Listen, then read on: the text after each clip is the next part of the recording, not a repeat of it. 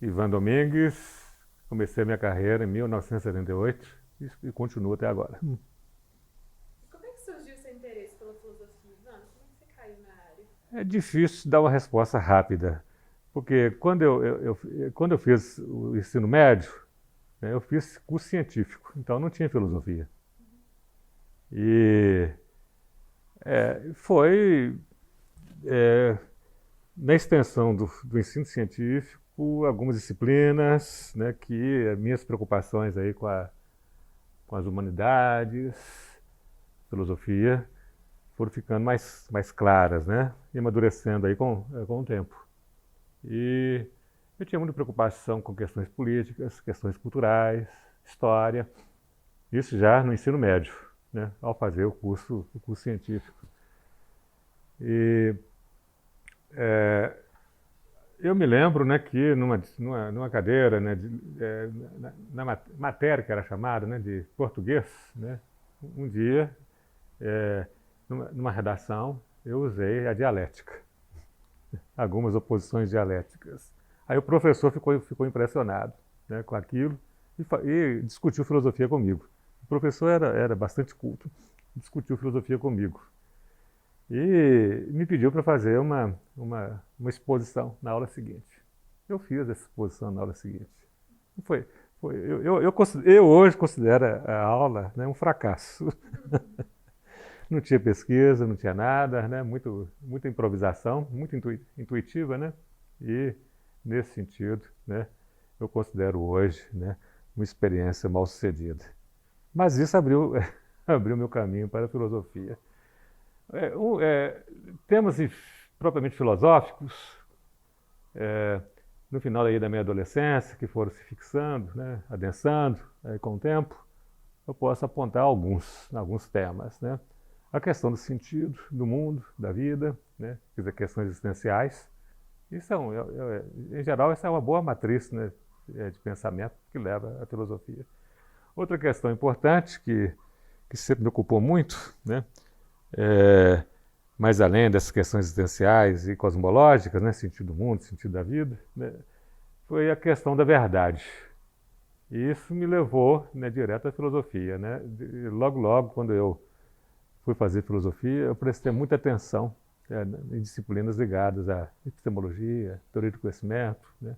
Isso abriu um caminho mais tarde, né, que passou a ser, inclusive, um dos meus caminhos principais. Eu não digo o caminho principal, o mainstream, né, mas um dos, né, que me levaram filosofia adentro, ou para dentro.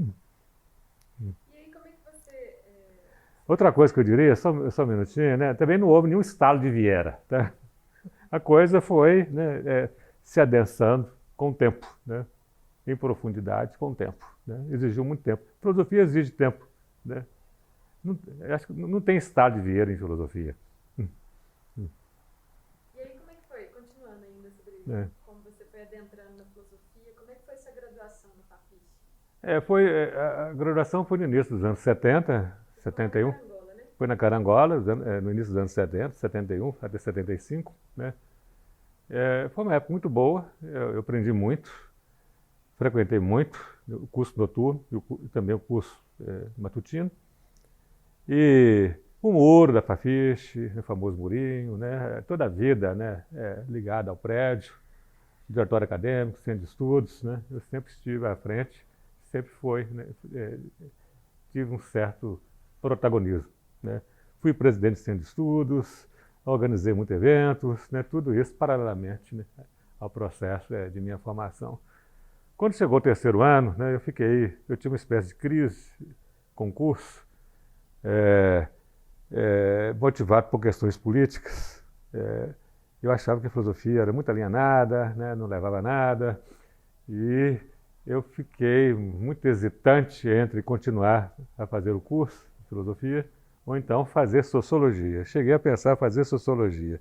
E essa hesitação durou algum tempo, não muito tempo. Logo depois eu me reaproximei da filosofia, né? É, os 2 últimos anos eu me dediquei com muito afinco, fui muito dedicado aos estudos, à pesquisa, né? E isso foi essencial ao processo aí de minha formação, né? Então eu distingo duas etapas, né? Uma de mais de experimentação do prédio, da carangola, né? Do murinho, né? Todo o ambiente em torno do departamento. E os 2 últimos anos, 2, sei lá, hoje eu não tenho tanta clareza assim, né? Que eu passei a me dedicar integralmente, fortemente, né? À filosofia, em termos de pesquisa, estudo e pesquisa. Teve algum professor que te ajudou nessa crise sua? Não diria na crise, tá? Na minha formação, eu apontaria 2 professores que foram importantes na minha formação pessoal, tá?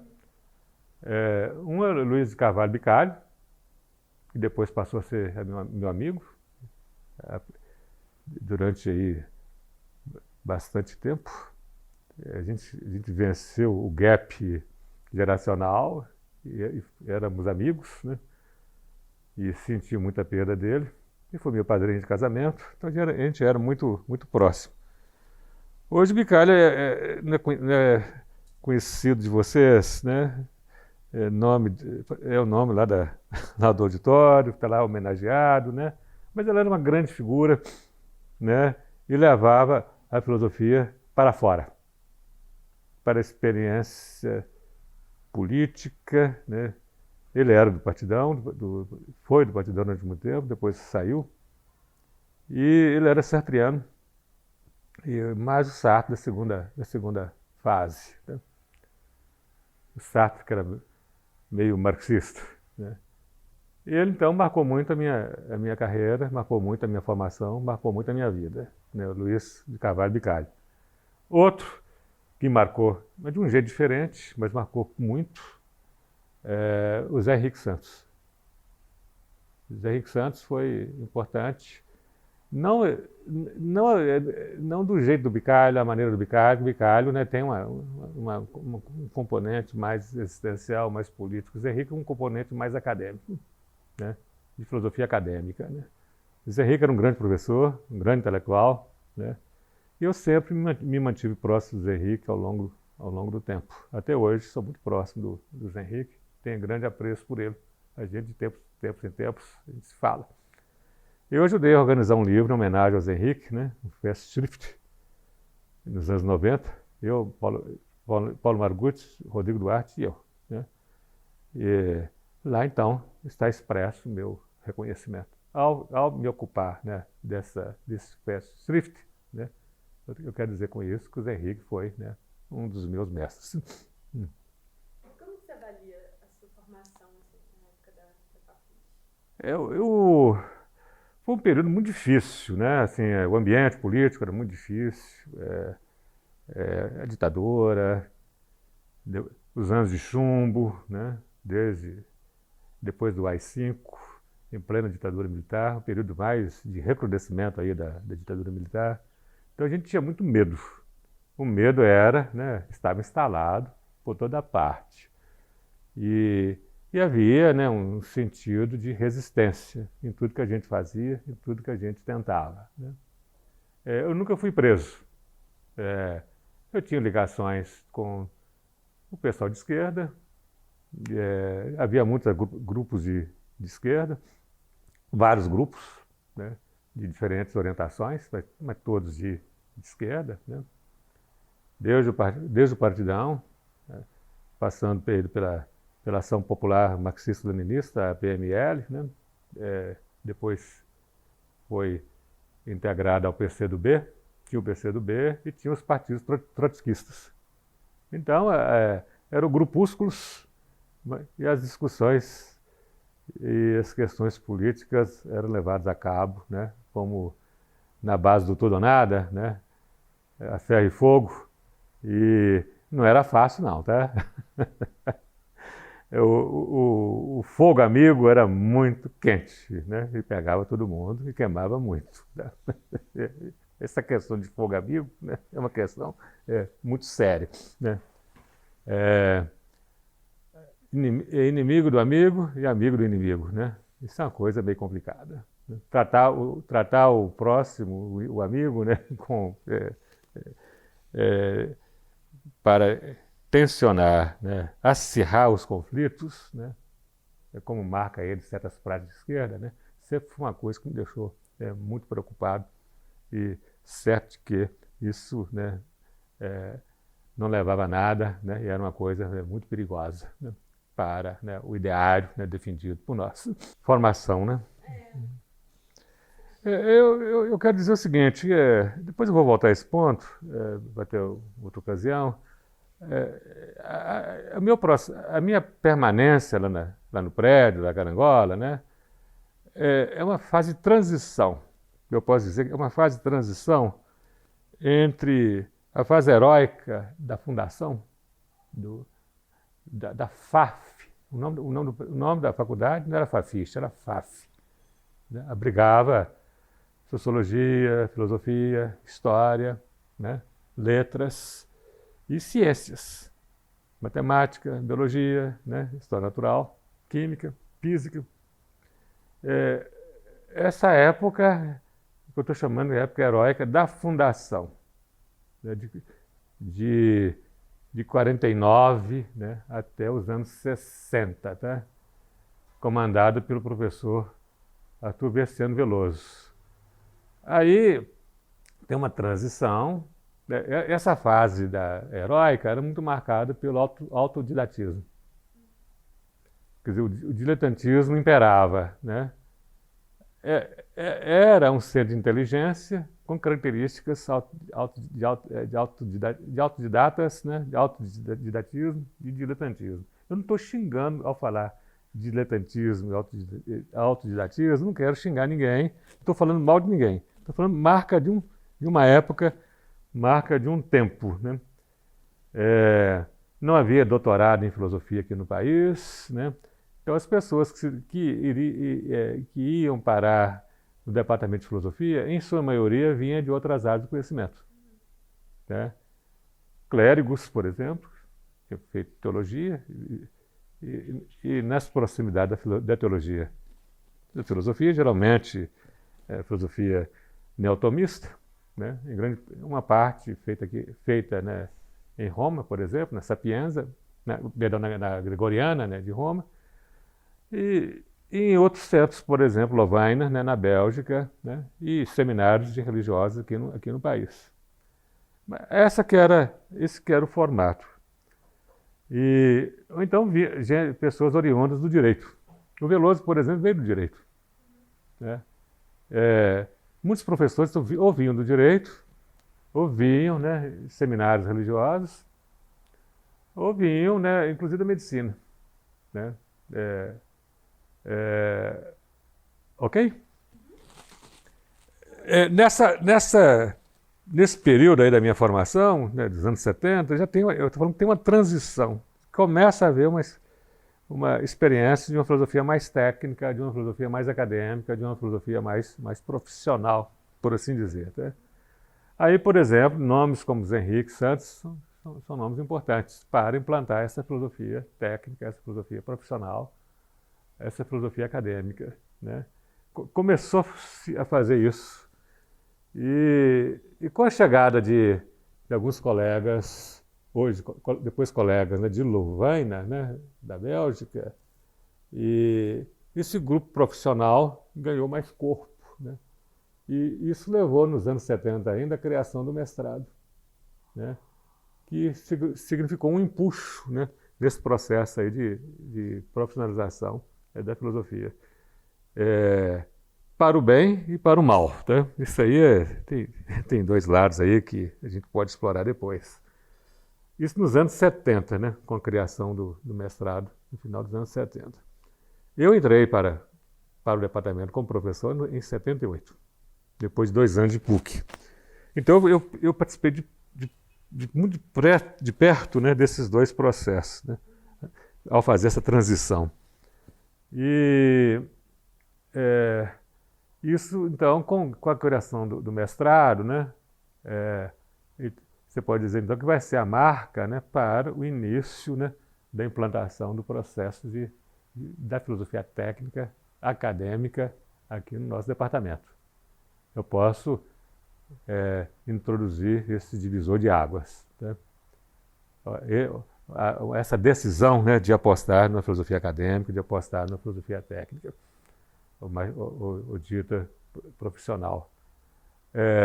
Que está associado também, que vai consumar-se esse processo com a mudança da Fafiche da Carangola para o campus. Isso depois a gente fala sobre isso. Na verdade, é a próxima pergunta. Como que você acha que esse processo de profissionalização da filosofia foi impactado pela mudança da Carangola? Então, já tinha sido iniciado na Carangola, conforme eu disse, né? Mas a cristalização, a consolidação, né, dessa mudança, né, sem dúvida alguma, né, foi com a mudança da Carangola para o campus. Como que foi essa mudança? Todo mundo fala isso, né, que tudo mudou, né? Mas mudou sim, mas mudou porque algo já estava em curso desde a Carangola. Não só na filosofia, tá? Em outros departamentos também. Tá? Então, a própria ida para o campus é uma decisão que espelha isso, que mostra isso, que evidencia isso.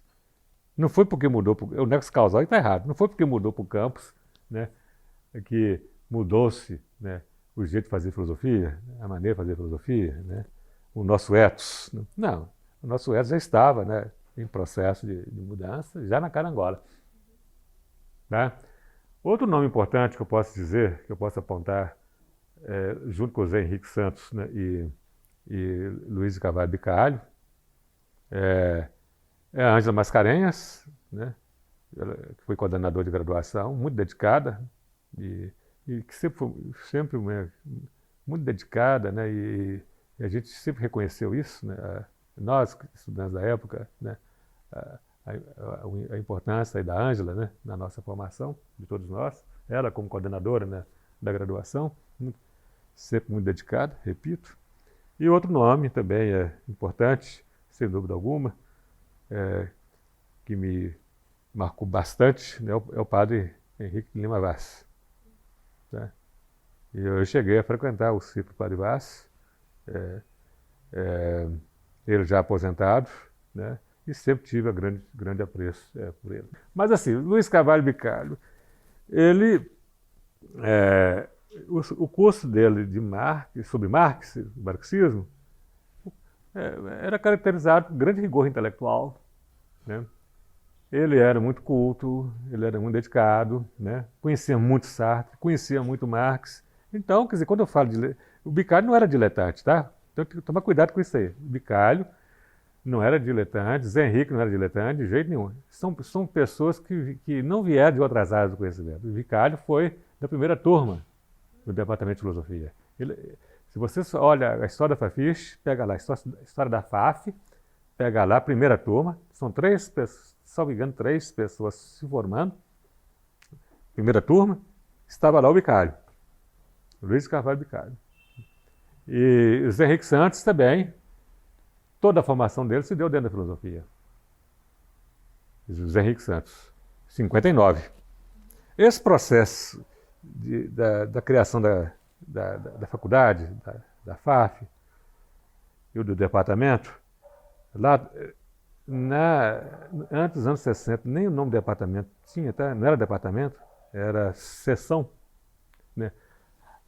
Esse processo de constituição das seções da velha FAF, tá? Redundou, claro, na constituição de disciplinas profissionais, tá? A nossa maneira, né, em humanas, né? Não no sentido de engenharia, né? Mas eu falo de humanas, né? Significou isso. Ao falar profissionalização, eu estou tomando como sinônimo de disciplinarização, né? Formação dentro de um campo disciplinar, né? Com todo o ritual, todas as exigências, né, que um campo disciplinar impõe, né? Foi desse jeito. Então, aos poucos, os quadros de professores, o quadro foi se alterando, né? Na esteira da própria história da faculdade, FAF, né? Tem que falar FAF, né? História da própria FAF, seção filosofia, né? Muita gente veio daí. Era FAF. Era o quê? Faculdade? Faculdade de Filosofia. Só Faculdade de Filosofia. Era o nome padrão. Mas aí abrigava todos os cursos. Era o nome padrão, tá? A Faculdade Nacional de Filosofia, que era um modelo, eu podia me estender lá. A Faculdade Nacional de Filosofia, que era um modelo, que serviu de modelo para as federais, era da Universidade do Brasil, né? Então, as federais tomaram como modelo Faculdade Nacional de Filosofia, da velha Universidade do Brasil, que depois virou Federal do Rio de Janeiro. Tá? Então, o nosso modelo não era a USP, não era a FEFELESH da USP. Tá? Nosso modelo foi Faculdade Nacional de Filosofia. Essas faculdades que foram criadas, Porto Alegre, aqui em Minas Gerais, outros estados, né, tinham o nome de Faculdade de Filosofia. A FAP é de Macaiaca. Já vem desde Macaiaca. Mas ela chegou a Estudo de Educação, até Carangola. Até a Carangola, anos 60, tinha esse nome, Faculdade de Filosofia. Só em 60, só me engano, 66 que o nome foi alterado.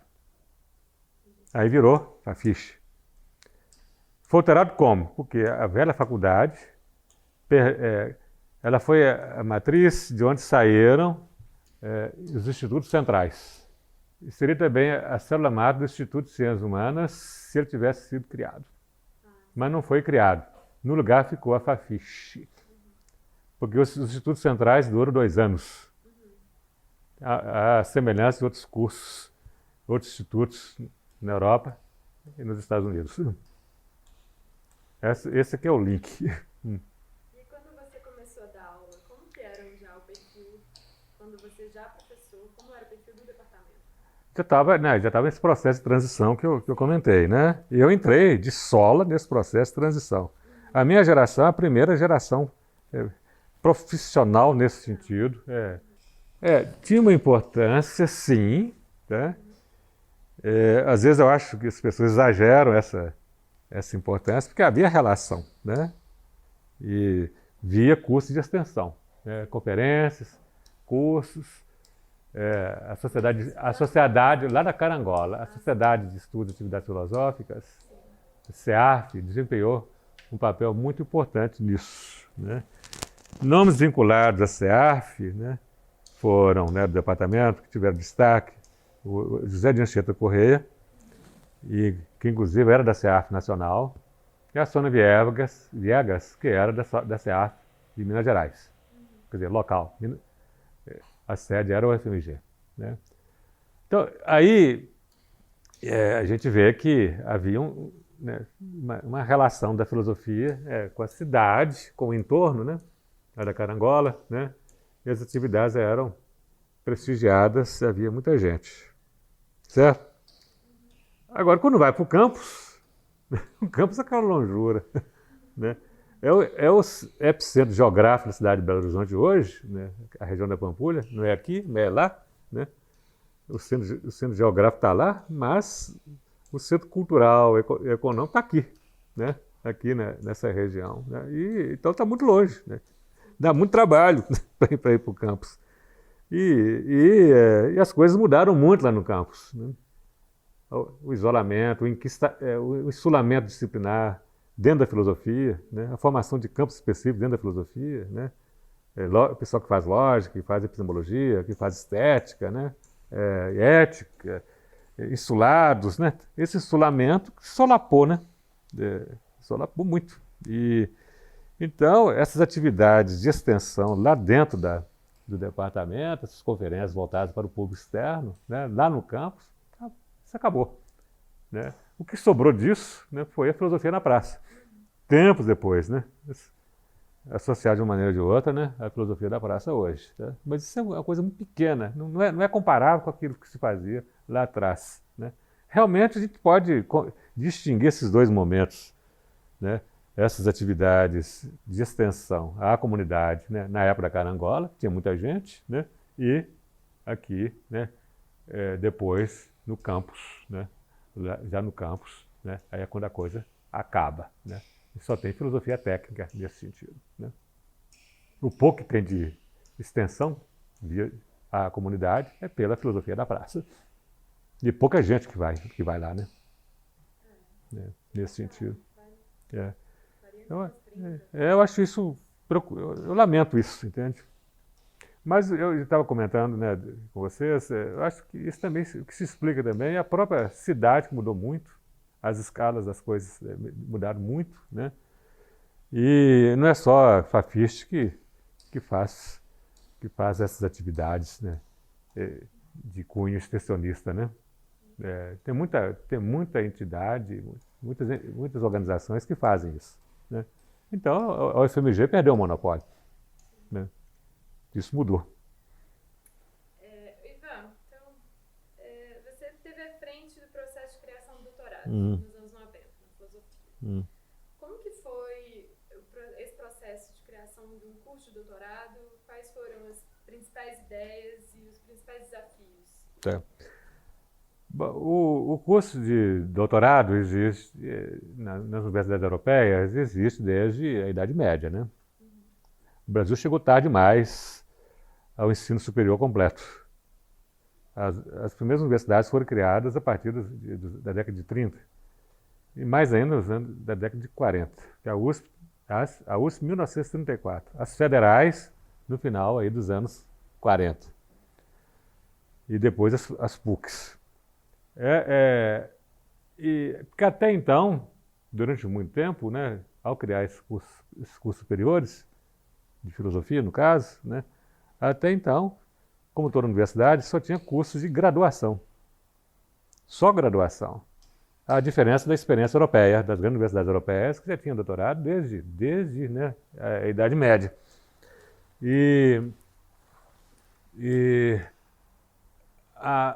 O curso de mestrado nosso, né? Aliás, a implantação dos cursos de pós-graduação no Brasil a implantação se deu a partir dos anos 70, meados dos anos 70. Todas as áreas incluídas. Né? Em especial as ciências humanas que vieram depois. Que primeiro foram a área das exatas e das biológicas, em seguida, né, as humanas, um pouquinho depois. Anos 70, já falei do mestrado. Né? Doutorado veio coroar o processo. E demorou muito, né? No nosso caso. Foi em 93 que o curso começou, a primeira turma, né? A data de criação foi 92. A primeira turma, 93. Tanto é que foi em 2018 que nós comemoramos 25 anos. Primeira turma, né? Era a referência para nós. Você ia perguntar? Terceiro ou quarto. A URGS chegou antes, também o Rio. Né? São Paulo já tinha, possivelmente o quarto, salvo engano. Tá? Bom, porque eu tenho dúvidas em relação ao Unicamp, talvez o quinto. Né? Acho a ver. Então nós se deu nesse período aí, né? 92, 93. Né? Eu cheguei da Europa, tendo concluído meu doutorado na França, na Sorbonne, em Paris, eu cheguei em 90. E quando eu cheguei, o Sebastião Trogo, que era o coordenador, me procurou para tratar de uma questão delicada, uma questão difícil, uma questão política difícil. O processo de criação do doutorado estava travado lá na reitoria. Estava em processo de diligência. Todo mundo estava assustado com a ideia de diligência, porque quando tem diligência há uma desconfiança. Você está pedindo informações, pedindo esclarecimentos. Isso em instituições públicas. Né? É uma rotina de instituições públicas para certas situações. Quando você tem dúvidas, quando você não tem as informações requeridas para fazer, né, um expediente ou autorizar a criação de alguma coisa, como no caso aí, a criação do nosso doutorado. A reitoria estava desconfiada quanto ao projeto. Não apostava no projeto. E queria esclarecimentos. Enfim, queria mudanças. E o Trogo achava que precisava de uma liderança nova para levar a cabo para enfrentar essa crise. Fazer frente, fazer face à situação. Porque ninguém da velha guarda ia dar conta, porque a velha guarda estava crisenta, não havia entendimento, né? E não havia uma pessoa para assumir essa responsabilidade. Eu fiquei meio assustado com a situação, mas aceitei a ideia, né? Encarei a ideia e fiquei apalavrado com ele, sem pensar muito. porque eu não sabia, eu estava correndo muito risco, um risco pessoal muito grande, né? Mal chegado, no ambiente de crise, numa situação de crise, né? E tentar emplacar um projeto que seria vencedor, né? Num contexto adverso. Se eu tivesse pensado um pouco mais, né? Eu teria dito não, né? Mas eu acabei, não digo lisonjeado, mas eu me senti desafiado, né? E nesse dia eu fiquei apalavrado com ele, né? Que tá bem, tudo bem, eu topo, né?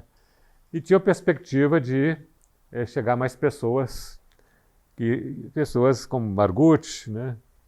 O Newton Minhoto, estavam chegando pessoas que poderiam injetar energia, um sangue novo, né?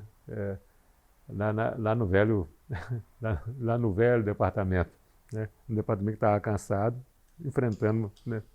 Meio desgastado, enfrentando a situação de crise. E com essa perspectiva, né? Eu assumi a coordenação e a vinda de colegas, né? Isso poderia desenhar um cenário novo, mais favorável à criação, mas teria que ser um projeto novo, né? Logo eu vi isso, teria que ser um projeto novo. Não poderia ser recauchutar, reformular o projeto velho, porque o projeto velho estava na Berlinda. A pró-reitora, na época, era a Ana Lúcia Gazola, que é das minhas relações pessoais, e o diretor da faculdade era o Hugo Amaral, que teve um papel muito importante na criação dos cursos de doutorado lá do prédio, lá no campus, né? História, sociologia veio depois, né? DCP, a própria filosofia, história. E então, a questão política, né? Tinha o diretor, que era favorável, né? E tinha a Ana Lúcia, que detinha as cartas, né? E tinha nas mãos as regras do jogo, né? E eu conversei com a Ana Lúcia sobre o problema e me entendi com ela que houve a eleição, né? Aí já não foi encaminhado, né? Eu passei a ser o coordenador, fui apoiado por todo mundo. Aí eu me entendi com a Ana Lúcia para como encaminhar o projeto novo, né? Que tinha que ser um projeto novo. E ela estava implantando, né? Incentivada pela CAPES, ela tinha uma relação muito boa com a CAPES. Ela era responsável pela implantação no FMG dos cursos de doutorado e de pós-graduação fundados sobre linhas de pesquisa. Tecnicamente, linhas de pesquisa, e não áreas de concentração, tá? Antes era área de concentração, uma coisa muito genérica, né? E ela estava fundando uma experiência nova de linhas de pesquisa, doutorados e mestrados, né? Organizados em torno de linhas de pesquisa, né? Que dava uma unidade mais dinâmica. Eu, então, me entendi com ela que ia fazer algo parecido lá para a filosofia, né? Aí eu reuni o grupo, né? E com a ajuda aí desse pessoal que estava chegando, né? Eu propus, então, um doutorado com essas características, com o apoio da pró-reitora e com o apoio do diretor, né? E fizemos discussões intensas durante aí vários meses, né? O projeto foi amadurecendo, né? Ficou pronto. E, enquanto isso, houve a necessidade de fazer o acerto de contas com a velha guarda, né? Tinha gente que não queria, né? Havia dificuldades. O pessoal tinha me apoiado, né? Para o coordenador, para ser coordenador de curso, mas havia dificuldades em aceitar os arranjos em torno de linhas de pesquisa, né? Então eu tive que fazer um entendimento com uma parte da velha guarda, né? Que não se sentia bem representada aí nas linhas de pesquisa que estavam sendo, né? Criadas, que estavam em processo de criação, né? De construção. Eram poucas. Tinha filosofia social e política, tinha estética e tinha epistemologia e filosofia da ciência. Eram poucas, né? Poucas linhas no início, né? Depois elas se ampliaram. História da filosofia também. Eram poucas. Vale a pena até checar os nomes precisos, né? O projeto está lá disponível. A gente está lá disponível, está lá no arquivo, lá da pedra do elevador. Né?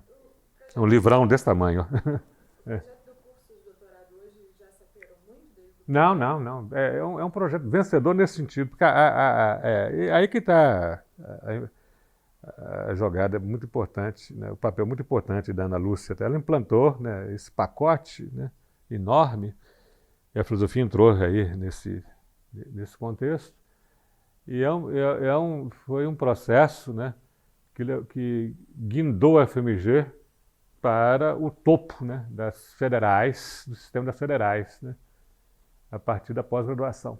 Né? Então, pense bem, por exemplo, as consequências que isso traz. Né? Esses cursos são criados e a CAPES entra. Né? Não é a CAPES que manda, mas ela é uma referência importante. As universidades são autônomas, mas não pode ignorar, né, a necessidade de apoio aí da CAPES. Então, a CAPES faz o fomento, dá bolsas e tudo, né, e faz a avaliação. E quando a CAPES estava incentivando a implantação de curso com essas características, linhas de pesquisa. Né? A UFMG fez o dever de casa, igualzinho, né, o que a CAPES queria. O que aconteceu depois? Né? Os cursos foram bem-sucedidos. Né? Houve competência na implantação desses cursos. Então, esses cursos depois foram bem avaliados. Então, quando faz a avaliação, aparece um monte de curso da UFMG com nota alta, nota máxima, né? Isso significou né, um reconhecimento nacional amplo, né, com respeito ao UFMG. Né? Então, essa pró-reitora, Ana Lúcia Gazola, depois reitora, né, ela, no meu modo de ver, ela foi a melhor pró-reitora, né, da UFMG. Pró-reitora, melhor, de longe é melhor nesse sentido, né? Por causa desse feito, por causa dessa realização. Né? Dependeu muito dela. Né? Ela que arquitetou, que fez, né, que vislumbrou, arquitetou e executou, né, esse projeto. Quando o nosso projeto entrou em crise, né, foi porque ela queria já, né, um projeto de linhas de pesquisa. Ela queria fazer uma coisa nova, né, lá no prédio. Né?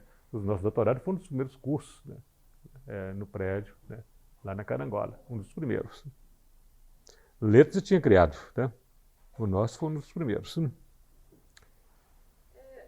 Assim, esse acerto de contas que foi feito, né, foi um processo muito arriscado, né, mas havia retaguarda, né, retaguarda dela, pró-reitora, né, e apoio ativo, né, do diretor, Hugo Amaral. Você pode conversar com o Hugo Amaral sobre isso.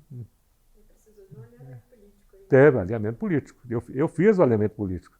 O alinhamento político, qual é o meu papel como coordenador? Fazer o alinhamento político e encaminhar, né, as questões técnicas do projeto.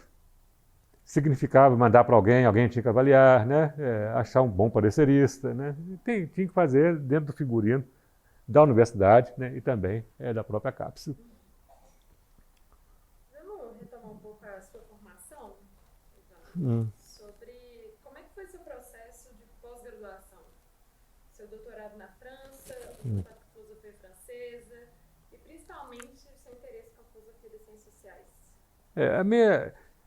O meu projeto, eu fiz o mestrado lá no departamento e o Luiz Bicalho foi meu orientador, né? Foi muito importante na minha formação. Eu defendi uma dissertação na área do marxismo, sobre o livro 3 do Capital. Estudei uma seção lá do livro 3 do Capital, em epistemologia. Então, a minha formação em epistemologia das ciências humanas e sociais já estava iniciada, né, com o mestrado. Eu já era professor de teoria do conhecimento e já ensinava também epistemologia das ciências sociais. Eu entrei pelo primeiro ciclo, né, lá no departamento, o básico, e a gente fazia filosofia das ciências sociais. Então, minha formação toda se deu aí nesse quadro. Né?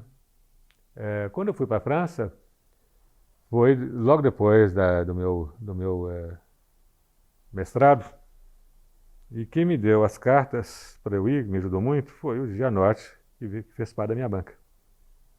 Ele a gente tinha que achar alguém em Paris, né, na Sorbonne, era o meu caso, né, podia ser outro lugar, mas no meu caso era Sorbonne, e a gente tinha que achar alguém que me aceitasse, né.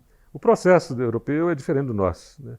Quem aceita é o professor, não tem concurso, não tem, é uma relação com o orientador, né. O orientador abre a vaga, né, indica, assina lá um projeto que é pequeno, né? Não é igual nós de jeito nenhum, tá? Pequeno, tem que ser pequeno, que é uma intenção de pesquisa, não é projeto de pesquisa, é uma intenção de pesquisa, né? Você propõe um tema, né? Ela avaliza ou não o tema, né? Então é uma coisa muito simples, mas tem que ter, né, a carta, porque sem a carta você não entra.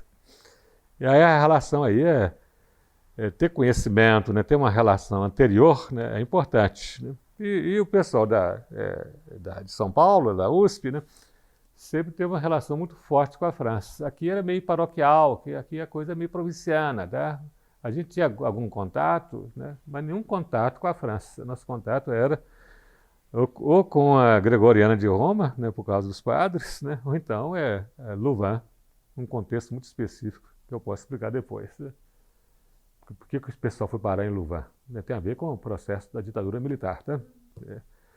E eu que abri o caminho, né, para a França. Eu fui o primeiro da UFMG que foi da filosofia, né, que foi para a França. Certo?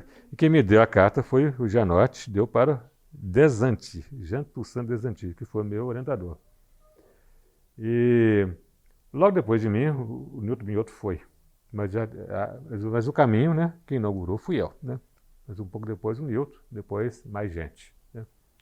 Até onde bem foi depois, né? Passou a ser uma coisa normal na nossa rotina, né? Eu fiquei lá, fiz o doutorado lá, né, concluí, não, demorei muito, né, muito para terminar. Não vou explicar as razões porque eu demorei. Só sei que eu fiquei lá, né, eu demorei cerca de 8 anos, né, para terminar meu doutorado. E terminei finalzinho de 89. Voltei em 90, e eu contei a história aí da criação do nosso doutorado. Esse doutorado que eu fiz lá, na França, foi uma experiência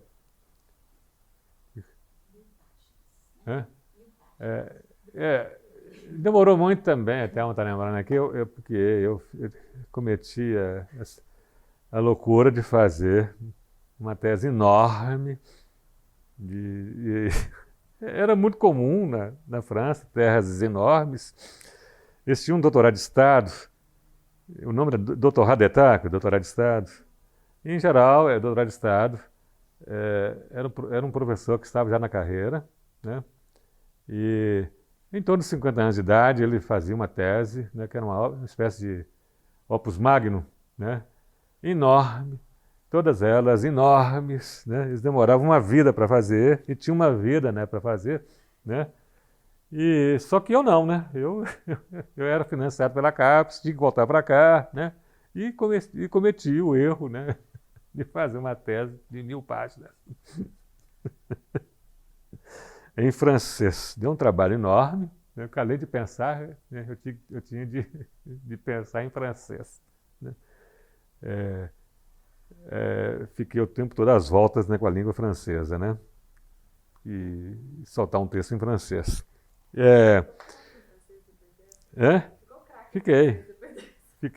E, sem dúvida, até hoje até me pede ajuda, porque eu aprendi muito francês. Então,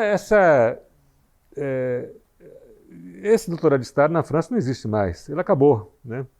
E quando eu defendi a minha tese, ele não existia mais, eu estava em processo de extinção, né? Eu estava substituindo o doutorado de Estado pelo PhD, a inglesa. Não é americano, porque tem um problema, uma dificuldade, uma diferença técnica aí entre um e outro, é que o PhD inglês é muito voltado para pesquisa. O americano tem uma carga maior um pouquinho maior de aula, de carga aula. O inglês é mais pesquisa. O americano tem um pouquinho mais de aula. Mas, basicamente, é um PhD. Os franceses, então, implantaram o PhD. E a tese de PhD é tamanho de PhD, são 300 páginas, 400 páginas no máximo. Tá? E substituiu o que eu chamava de doutorado terceiro ciclo. Eu estou explicando essas coisas, mas acho que é interessante a gente preservar essa memória, né? Tinha um doutorado de terceiro ciclo, que era um doutorado para quem não era professor, né? Ou que estava fora da carreira, ou para gente vindo do estrangeiro, e Paris sempre atraiu multidões de gente, né? Como eu, fui parar lá. E esse doutorado de terceiro ciclo, ele não tinha prestígio acadêmico, né? O pessoal queria mesmo, era doutorado de Estado, né? Não um doutorado, não um PhD, um doutorado de terceiro ciclo de 300 páginas. Eles queriam um doutorado de Estado de 1000 páginas. Por isso que eu fiz de 1000 páginas, porque tinha todo um contexto. Eu queria me sair de lá meio à francesa, né? Estava tendo uma formação na França, né? Queria, né, vir com uma formação, né, um doutorado com a cara, né, do doutorado de Estado francês.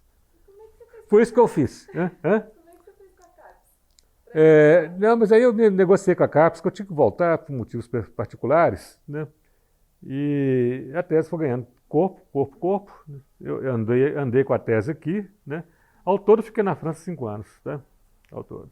E, bom, como é que foi o desenlace desse processo aí, né? O Desanti era um nome importante dentro da Sorbonne, Paris 1. Ele me apoiou, né, o tempo todo. E a tese foi defendida, né, foi bem sucedido. E o resultado da tese é o livro meu, Grau Zero do Conhecimento, que eu reduzi para metade. O que era 1000 páginas, né, virou, né, um livro de cerca de 500 páginas. Porque eu cortei bastante. Devia ter cortado bastante antes, mas cortei depois, né, ao fazer o livro. E nesse processo de feitura da tese, eu estava às voltas com o pensamento de Foucault. Eu estava às voltas com a epistemologia francesa, né, epistemologia das ciências sociais, humanas, francesa, escola epistemológica francesa. Aí tinha uma tríade, né, do Bachelard Canguilhem, Bachelard Física, Canguilhem Medicina, Ciências Biológicas, e Foucault, que ficava com Humanas e Sociais, né? Um epistemólogo meio heterodoxo, as palavras e as coisas aí do Foucault. Então eu fiquei muito marcado, né, por Foucault. Resolvi fazer uma tese, não para responder Foucault, porque era meio complicado fazer uma tese, né, para rebater, né, e defender, mas uma tese em torno, né, do pensamento de Foucault, desafiado, né, pelas coisas do Foucault, lá nas Palavras e as Coisas. Aí eu montei um caminho, né, acertei a metodologia, né, com Desanti, e o resultado dessa tese foi desconstruir as Palavras e as Coisas do Foucault. Eu citei muito pouco Foucault, falei muito pouco dele, tá? Mas eu posso dizer que, né, a tese girou em torno das Palavras e as Coisas, ainda que eu o tivesse nomeado poucas vezes, né? De fato, era um acerto de contas com Foucault, as Palavras e as Coisas, sem nomeá-lo quase, né? Esse acerto de contas com Foucault, de fato, eu só fiz 50 anos depois, né, das Palavras e as Coisas, né? E cerca de 30 anos depois da minha tese. O livro que eu vou publicar agora é Foucault, Arqueologia das Ciências Humanas e as Palavras das Coisas, 50 anos depois. Vai sair agora, em meados do ano, pelo editor da UFMG. Só agora que eu resolvi mostrar a cara, né, e fazer o acerto de contas aí com Foucault. Mas a minha tese, então, girou em torno de Foucault e abriu esse caminho aí para a epistemologia das ciências humanas e sociais, né?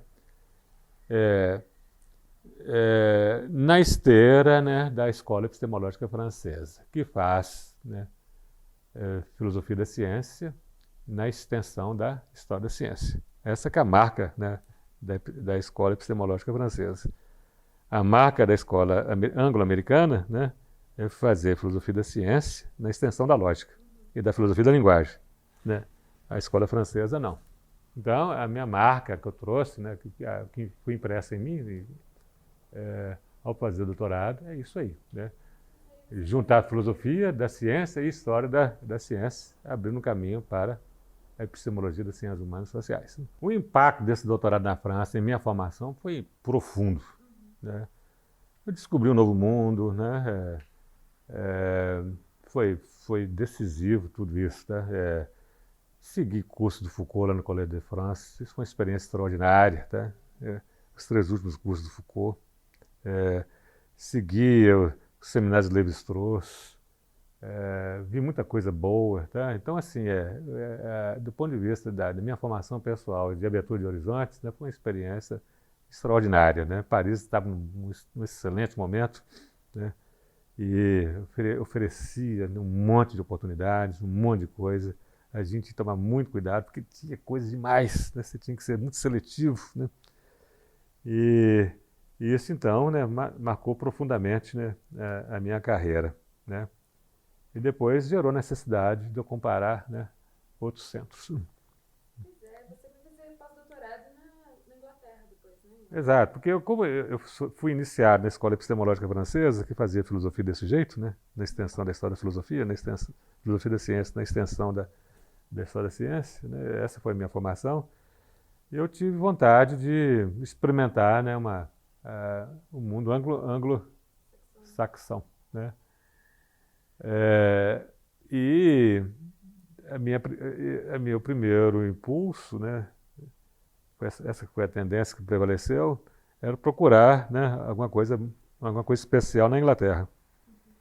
Essas coisas especiais na Inglaterra estão em Oxford, em Cambridge, estou falando de filosofia, né? Mais Oxford do que em Cambridge.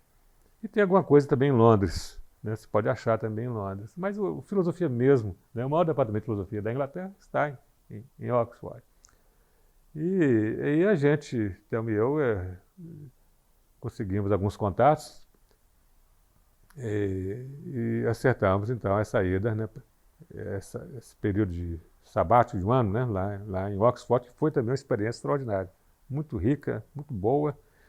E nos permitiu, e me permitiu, né, em especial, penetrar mais fortemente, né, do jeito dos ingleses e americanos fazer filosofia. No caso específico, os ingleses. Porque americano e inglês não é a mesma coisa, tá? A gente fala anglo-americanos, anglo-saxões, tá? Mas não é a mesma coisa, tá? Então a primeira experiência aí foi conhecer o jeito dos ingleses. E foi muito legal, tá? Bem diferente dos franceses. Tem Oxford, uma cidade menor, né, do que Paris, né, tudo está concentrado lá, né, vive, né, em torno da universidade, né, a universidade é muito, muito influente, né, muito importante, né, tudo é muito relevante, muita coisa acontece, né, fica mais fácil, né, a gente usufruir das ofertas, das possibilidades, né, da universidade. A França pulveriza, Oxford concentra um pouco mais, né?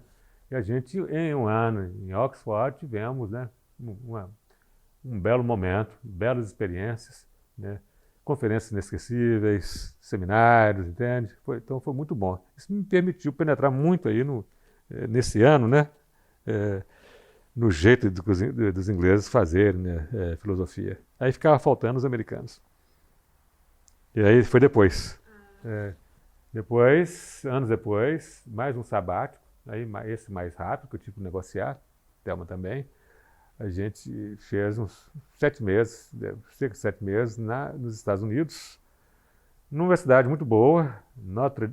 A gente tem que falar como os americanos, eu sempre tenho dificuldade com isso, porque eu venho da França. Na França é Notre Dame. Nós fizemos um pós-doc em Notre Dame. Que fica em Indiana, né, pertinho de Chicago, né? Chicago é excelente, tá? É uma universidade muito rica, um padrão americano, né? Então, assim, um endowment de 12 bilhões de dólares. Saúde endowment, você pega o orçamento do FMG, gente, não tem comparação, tá? É muito rica, tudo muito limpo, tudo muito clean, clean até demais, né? Não tem um sujo, não tem um grafite, né, Thelma? Não tem nada, nada, né? Coisa tudo top. Você pega a biblioteca, né? Tem tudo. E o que não tem, né? No dia seguinte te entrego no seu computador, tá? Você faz a encomenda, chega no dia seguinte. Então, assim, é uma experiência da riqueza americana, né?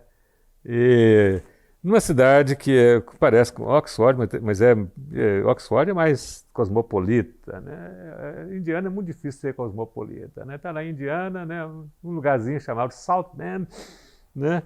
Colonizada pela universidade. Oxford ainda é cidade, né, Thelma? Mas South Bend não, tá? South Bend só tem Notre Dame, né? E para satisfação nossa, né? Notre Dame é uma boa, mas não pode ficar o tempo todo lá, vivendo lá, né? É muito pequeno isso, né? A gente tinha Chicago que nos permitia os escapes, as escapadas, né? E aproveitamos muito Chicago. E aí, nesse quadro aí, a gente aprendeu, né, bastante com os americanos e me levou a descobrir coisas importantes, assim, quanto os americanos, né? Que hoje, para mim, é muito claro, tá? Eu tenho uma grande admiração pelo que eles fazem, né? Eles são, realmente, as melhores universidades do mundo estão lá. Notre Dame está ranqueada entre as melhores. E eles fazem a globalização da filosofia, todo mundo vai lá, tá? Mas é todo mundo que vai lá, eles fazendo a globalização, mas a americana, tá? Que tem que discutir a agenda americana. Quem não entra e não discute a agenda americana não existe. Isso eu acho, né, extremamente preocupante. Essa preocupação eu trouxe lá comigo e está comigo até hoje.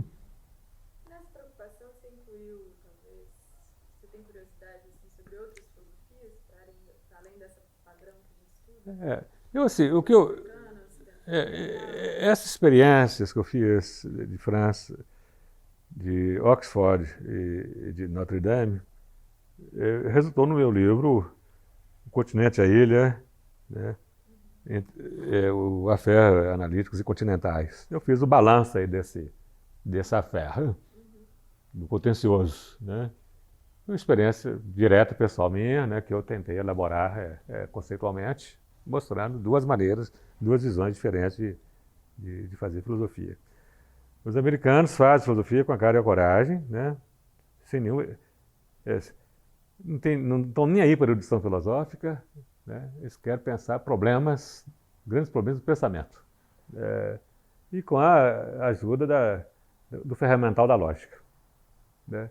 Então, você pensa os problemas com a cara e a coragem, desde o início, os estudantes são incentivados a fazer isso, e eles fazem isso muito bem, né? Sem nenhum pudor, sem nenhum problema, sem nenhum complexo, e inclusive deixa o professor de joelhos, porque a capacidade, né, de argumentação dos ingleses e dos americanos, sobretudo os americanos, é extraordinária. Eles cultivam isso muito bem desde a high school. Então, eu percebi isso com muita clareza, né? O uso da palavra, né? O público da palavra, eles fazem isso muito bem, né? E nós, aqui do Brasil, também da América Latina, tá? A gente se dá mal nisso, porque nós não temos esse treino. E, sobretudo, né, o treino para usar isso em língua inglesa, né? Porque você tem, né, o inglês muito macarrônico, né? E isso pode atrapalhar, né? Quem fala torto, pensa torto, né? E corre o risco de ou ser mal visto, né? Ou ser desprezado, né? Por causa disso.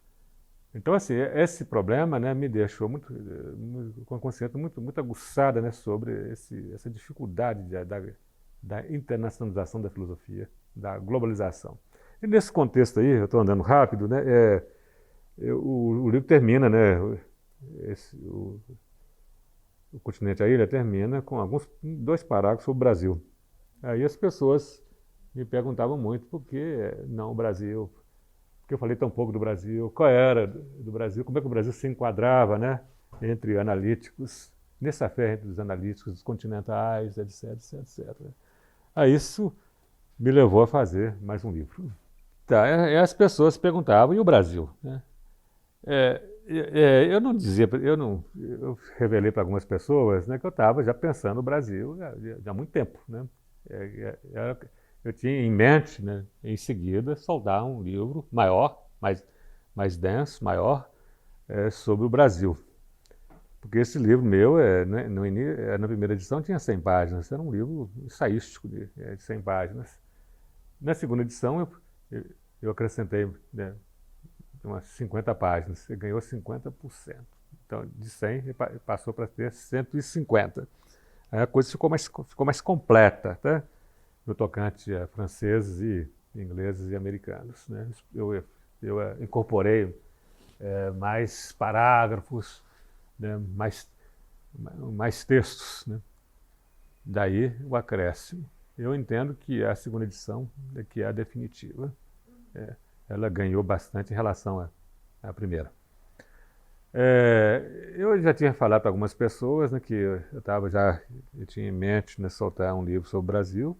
Aliás, já vinha pensando no Brasil, nunca deixei de pensar, desde a Carangola, desde o Murim, né? E o Dravinho, por exemplo, que tinha muita consciência disso, né, até me provocou várias vezes nesse sentido, né? Eu só pude soltar um livro tão grande porque já havia muito tempo, já vinha, né, pensando o Brasil e a filosofia aqui no Brasil, ou do Brasil. Então foi o que aconteceu, né? Aí eu fiz esse livro, foi eu mostrei isso em várias entrevistas, pessoas comentaram isso nas resenhas e tudo mais, né? É o livro mais importante que eu escrevi, né? É onde eu faço um acerto de contas, né, comigo mesmo, né, como intelectual, como brasileiro, né, e como filósofo. E eu tentei fazer uma coisa original, com o meu rosto, né, com o meu jeito, né, de pensar e entender, né, a filosofia. Não é um livro de história da filosofia, né? É um livro de metafilosofia. Eu cruzo metafilosofia, quer dizer, eu pegando pela filosofia né? Filosofia da filosofia brasileira. É um livro que cruza, então, metafilosofia e história intelectual. História intelectual entendendo como história da inteligência filosófica, né? E, aí o foco é né, as experiências do filosofar aqui no Brasil, né, ao longo da nossa formação, né, do país, né, de 500 anos. Aí eu tipifiquei, né, algumas experiências intelectuais ligadas à filosofia, tipos ideais, né, que eu fiz, e construí 5 tipos ideais ajustados à nossa situação, da nossa história, né? Porque eu só pude fazer isso com o concurso da história, né? Várias facetas da história do Brasil, tá? História econômica, história política, história cultural. A história cultural, né? A história da inteligência vai na extensão da história cultural. Então, não é a história das ideias, nem a história da filosofia. É um livro que cruza história intelectual e metafilosofia. Aí que está a originalidade dele. E aí que também que estava o desafio. Fiz então 5 tipos ideais. Eu não posso entrar em detalhes aqui, né? Criei 5 tipos. Metodologia weberiana, que depende muito da história, né? Trabalhei o tipo ideal como modelo, né? Do intelectual que prevaleceu no Brasil colônia. O nome que eu dei é intelectual orgânico da igreja, porque eles eram jesuítas, né? E consagrados à missão, né, dos jesuítas, né, catequese e tudo mais, então, intelectual orgânico da igreja. Isso prevaleceu por 250 anos, mais ou menos, até a expulsão dos jesuítas, por Pombal, em 1759. Aí tem uma transição, e com essa transição prevalece, aí aparece um segundo modelo, na esteira do vazio, né, deixado pelos jesuítas. Aí tem um segundo modelo, que vai ser gestado aí, que vai prevalecer, sobretudo no século XIX até o início do XX, né, que eu chamo de diletante estrangeirado. Ele é laico e vem do direito, né? Em sua maioria, e alguns da medicina, mas a maioria é do direito. Escola de Direito de Recife, Escola de Direito de São Paulo. É a partir daí que veio a inteligência. É igual o que aconteceu aqui com a FAF, a história que eu contei antes, né? Aconteceu com o Brasil numa escala maior, né? Desde 19, né? É que os pessoal que fazia filosofia, a sua maioria é egresso do direito. Exemplo, Joaquim Nabuco, né? E outros. Farias Brito e outros, né? Os grandes nomes, todos vieram do direito. Então, intelectual são diletantes estrangeirados. Eles viviam aqui no Brasil, mas com a cabeça na Europa. Tá? A maioria afrancesados.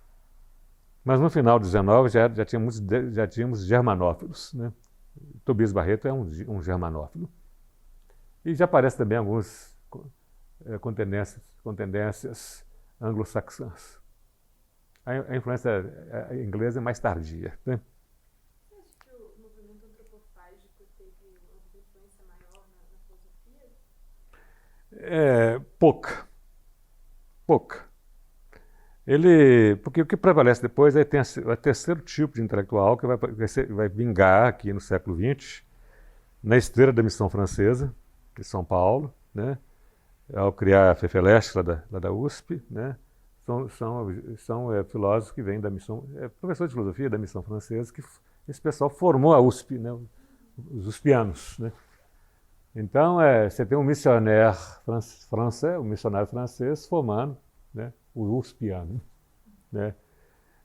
Esse tipo aí de intelectual, da inteligência brasileira, né? Desse período, o nome que eu dei foi o scholar.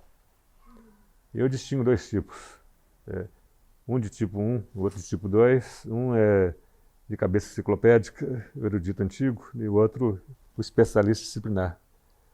E o que vai vingar é o especialista disciplinar.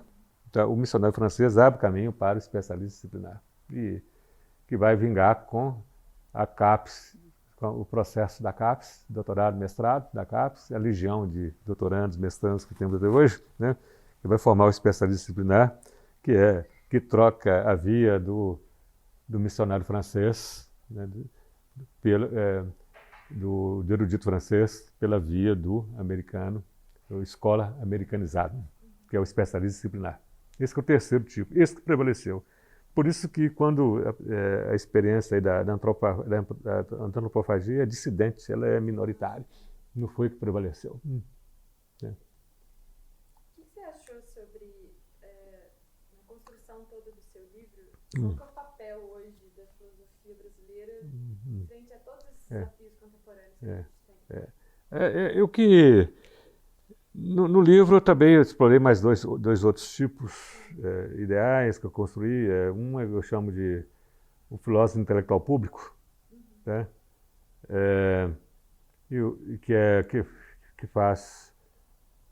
Que ganha, que vence os muros da academia, né? Se inscreve na cidade e inclusive vai fazer política. Aí eu dou alguns exemplos, né? Alguns são óbvios, né? Tipo Marilena com o PT, Gianotti com o PSDB, e antes foi com o PMDB. Mas aqui de nós tem um exemplo excelente que as pessoas desconhecem. Algumas pessoas já sabem, né? Mas a gente não sabe direito, né? Muitos não sabem direito ainda, ou desconhecem, né? Que é o Badri Vaz. O Badri Vaz foi mentor da AP, da Ação Popular. Eu falei da Ação Popular marxista-leninista, né? Que saiu da AP, mas o Vaz é da AP católica, tá? Da primeira AP, e foi muito influente. Dessa AP, ela desaparece, vira AP marxista-leninista, ela reaparece depois com as comunidades eclesiais de base que vão desaguar no PT. Eu posso contar essa história e conto essa história no meu livro. E o Vaz, então, é um excelente exemplo, né, também de intelectual público, ele foi muito influente, a influência dele, não tocante à AP, é decisiva, porque os dois capítulos iniciais do documento de base da AP estão no Padre Vaz, onde ele faz a concepção, né, de uma esquerda católica, tá? Que já existia, né? Mas ele traz isso para o Brasil, tá? E isso foi muito importante. E o pessoal que reconhece isso, né? Betim reconhece isso, todo mundo reconhece isso, que o Vaz foi um mentor, um grande mentor. Em filosofia isso passou meio desapercebido, né? Mas algumas pessoas reconheceram isso. Paulo Arantes, no obituário do Vaz, tem faz uma bela homenagem ao Vaz, o Vaz político. Eu também faço uma homenagem ao Vaz político nesse livro. O último tipo que eu criei foi o intelectual cosmopolita globalizado, que é o pensador, né? É comum em várias áreas, né, do conhecimento, né? Mas aqui no Brasil não chegou ainda, né? Temos aí Machado, temos ainda, né, Guimarães, que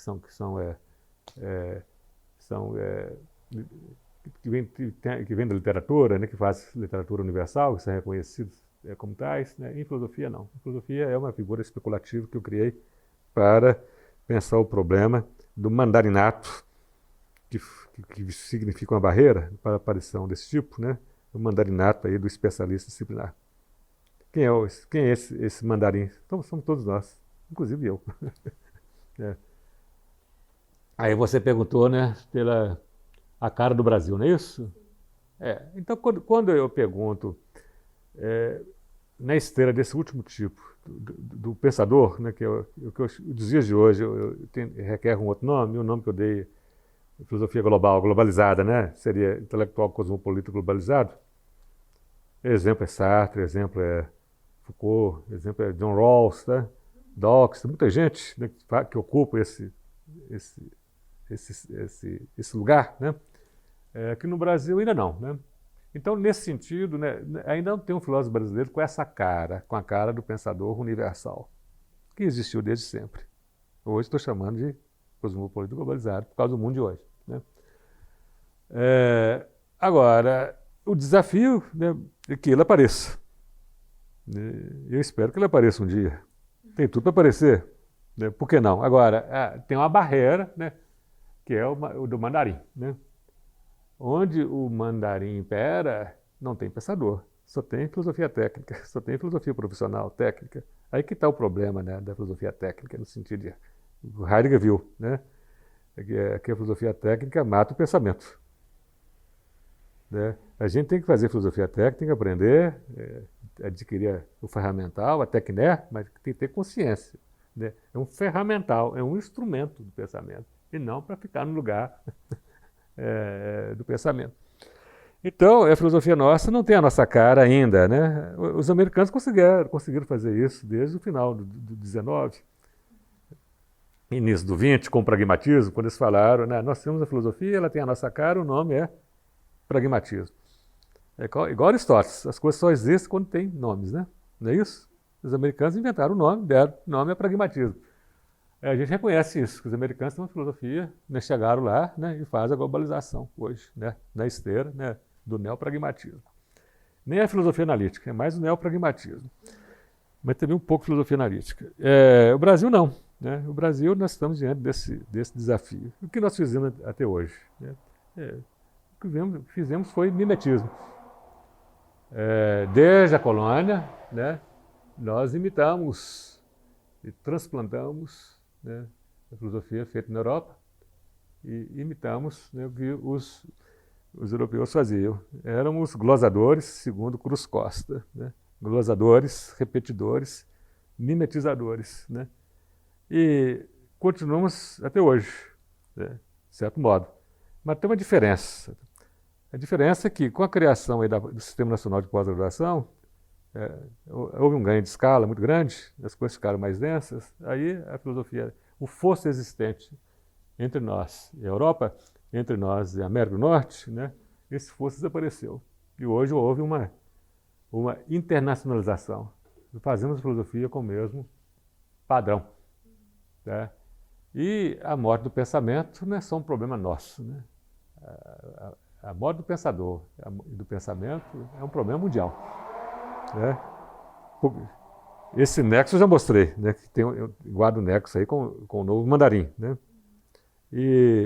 Então a filosofia brasileira o tempo todo correu atrás dos gaps, dos gaps culturais, dos gaps institucionais, né? E esses gaps só foram vencidos depois que o sistema de ensino superior foi implantado. Começou a ser superado, né, a partir dos anos 30, mais ainda 40, né? E Mas um grande empuxo houve, né, depois do Sistema Nacional de Pós-Graduação da CAPES, né, o SNPG. Aí, você tem o especialista disciplinar vai resultar da fusão do Homo Qualis, da CAPES, e do Homo Lattes, né, do CNPq. Somos todos nós. Essa que é a ideia que eu defendo no livro e concluo o livro desse jeito. Então eu quero dizer o seguinte, todo o meu esforço ao longo aí das décadas, né, deixei isso claro aí quando eu fiz meu mestrado, também no final da minha graduação, eu fiz um investimento disciplinar pesado, dentro da filosofia. Né? E, no primeiro momento, filosofia das ciências sociais, né? Humanas e sociais, epistemologia das ciências humanas e sociais. Depois eu abri um pouco mais, né? Eu fui fazer filosofia da tecnologia, um campo que eu ajudei a abrir aqui no Brasil. Né? Pouca gente fazia. Né? E hoje tem mais gente fazendo, o grupo hoje é grande. Né? Mas quando eu comecei a fazer, tinha quase ninguém. Né? Corri muito risco nesse sentido, de ficar sozinho. Né? Mas, infelizmente, não. E pregar no deserto. E depois abri também outros caminhos, vocês viram aí, né, da metafilosofia, né, história intelectual, essas. Eu nunca. Mas sempre dentro da filosofia, né, como campo disciplinar. Né? Então, o meu investimento em formação disciplinar foi muito grande. Mas desde cedo eu entendi o seguinte, que era preciso abrir meus olhos para outras áreas do conhecimento. E isso vai me dar o nexo para as coisas que eu vou falar do IEAT e ligadas ao IEAT, essas experiências aí que são importantes na minha vida profissional. Eu vi que era importante abrir também os olhos para olhar em outras direções, né? Olhar ao lado, olhar o que está passando ao lado de mim, né? lá no prédio, né? da faculdade e também da própria universidade. Então, muito cedo eu fiquei muito atento, né, para as pesquisas interdisciplinares, transdisciplinares, né, e multidisciplinares. Todo esse naipe aí eu fiquei muito, muito atento e corri atrás de livros, de embasamento, né, e aprofundei a minha formação também aí nessa direção. E a sorte que eu tive foi que a gente tem que ter sorte, também tem que ajudar a sorte. Eu já estava preparado, né? Mas tinha que ter campo para fazer essas expansões. E a sorte que eu tive foi que, no reitorado de César Sabarreto, a universidade quis criar um Instituto de Estudos Avançados. Não tinha. Muitas universidades já tinham, né? No mundo inteiro tem, né? Os Estados Unidos cheio de Institutos de Estudos Avançados. A Europa tem menos, mas já tem bastante. E aqui no Brasil só tinha São Paulo, né? A rigor só São Paulo. Tinha um outro aí, mas São Paulo que a gente sabia da existência. Né? Aí o reitor quis criar um Instituto de Estudos Avançados. E chamou e criou uma comissão. Geralmente é isso. Você quer criar uma coisa, tem que ter uma comissão, um grupo que vai pensar a coisa. E como é Instituto de Estudos Avançados, não podia ser para uma disciplina só. Né? Não podia falar assim, Instituto de Estudos Avançados de Filosofia. Né? Não faz sentido. Você faz pós-graduação de filosofia. Mas para estudos avançados, você tem que congregar mais de uma área, várias áreas de conhecimento. Porque é a universidade que tem em jogo, e não uma faculdade, e não um departamento. Então ele chamou gente de várias áreas de conhecimento, das engenharias, da biologia, gente muito boa, né? E me chamou para representar as ciências humanas e sociais. Então eu entrei como representando as ciências humanas e sociais. Tinha alguém das artes também, porque as artes correm à parte, tá? Tem uma outra lógica.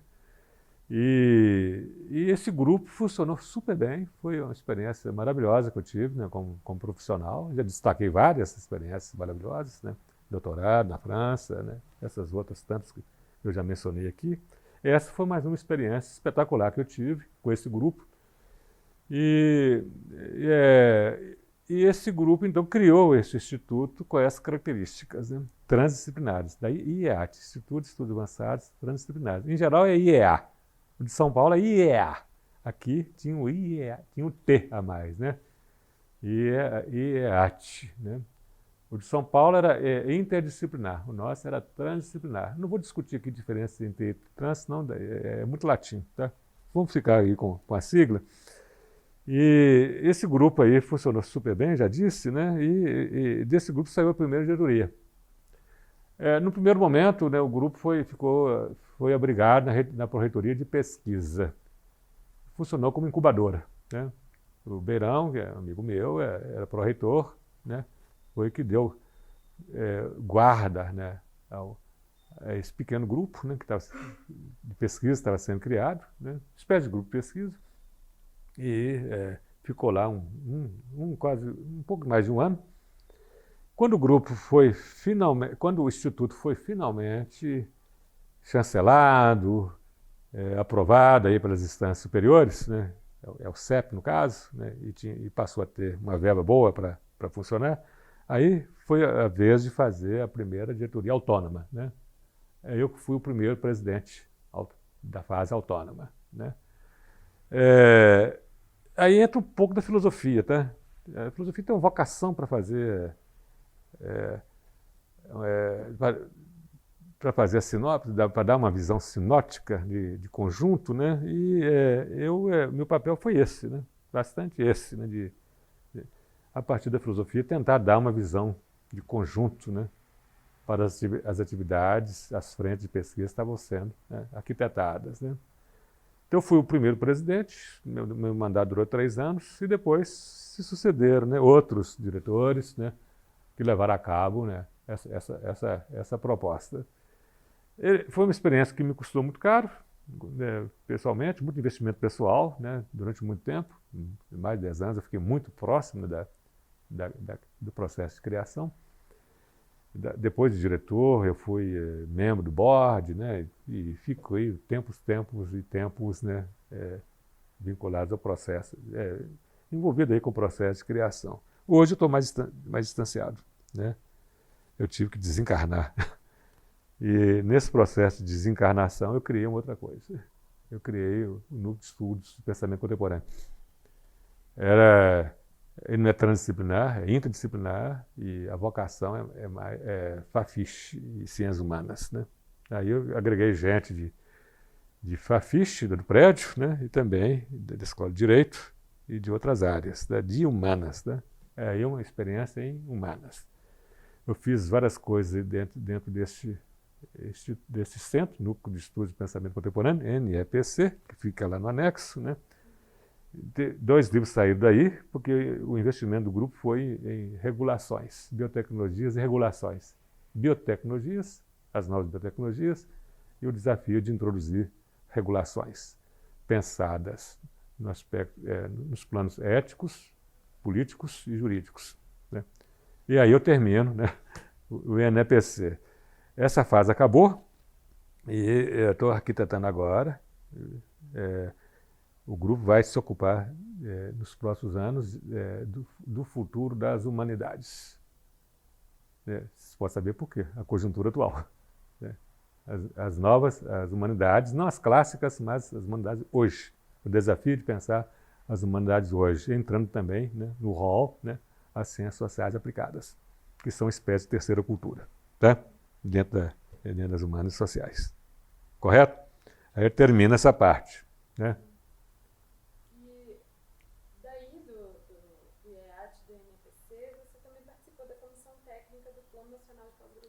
Vai na mesma linha da minha experiência interdisciplinar, né?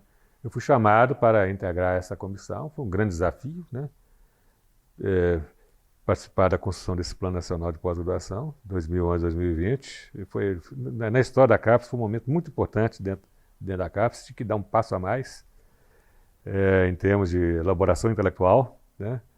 E para dar um salto, um novo passo, vencer as barreiras disciplinares, né, e criar coisas novas, né? Então esse grupo foi convocado para fazer com essa missão. Aí criou um plano muito bonito, né? 2011-2020. Eu participei bastante ativamente aí da redação aí desse plano. Era um grupo muito bom, né? Alguns deles remanescentes do IAT. Olha só como é que o IAT gerou frutos, né? Só que o grupo era um grupo nacional, né?